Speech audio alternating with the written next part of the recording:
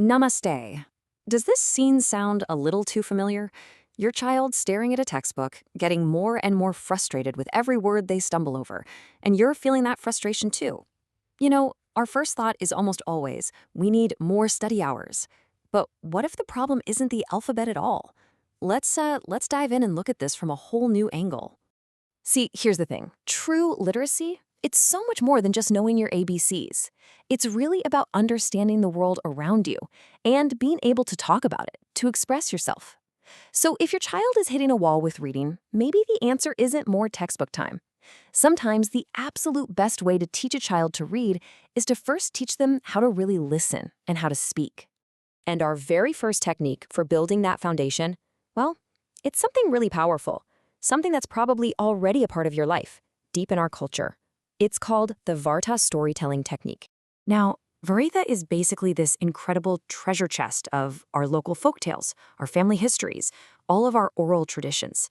It's this amazing collection of wisdom and, let's be honest, just great entertainment that we've been passing down forever. And the most brilliant part?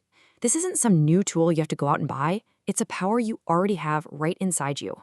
The strategy itself it's so simple. First, you just tell the tale. Share a story from your village, a fable your grandfather used to tell you, or even just a piece of your own family's history. And then, step 2 is the retell challenge. All you do is ask your child to tell that same story back to you, but in their own words. That's it. So you might be thinking, okay, that sounds nice, but why is this so effective? It seems almost too simple, right?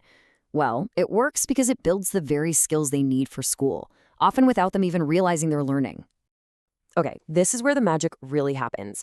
When a child retells a story, they are literally practicing reading comprehension without a book in sight. They're learning how to put events in the right order, how to use colorful, descriptive words to make the story interesting, and this is so important. They're doing all of this without the stress and pressure of a textbook. These are the exact skills they'll need for their exams. All right, our second technique is just as simple, but it has this really profound effect on a child's confidence, all by just changing the dynamic in your home. Let's talk about the daily news ritual. We have to flip the script. Most of us, we come home and the first thing we ask is, did you do your homework?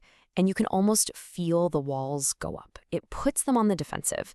But what if you asked a question that actually empowers them?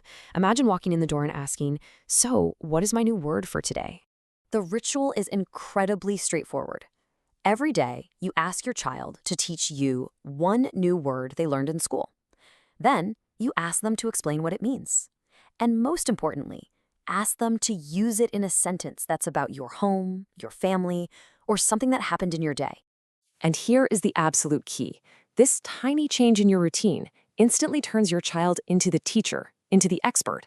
This does wonders for their confidence. It's a huge boost, but it also makes sure that what they learn in the classroom actually sticks in their brain. So these two techniques, Varta and the daily news ritual, they're fantastic tools, but they're really part of a much bigger, much more important philosophy about your true role as a parent. This right here, this is the core idea. Your job isn't to be a barrier, just enforcing rules and deadlines. Your most important role is to be a bridge, connecting your child's world to the great big world of knowledge. Being a bridge, what does that actually mean? Well, it means you're the one connecting traditional sanskar, our values, with modern vigyan, with science. You're the one who provides the real-world context for all those lessons they're learning. Think about it. School often teaches them the how, but you are the one who teaches them the why it all matters. And through these little interactions, you're not just helping with grades, you're building their gadar, their character, and their ability to think critically for the rest of their lives. And here's what being a bridge looks like in everyday life. It's not complicated.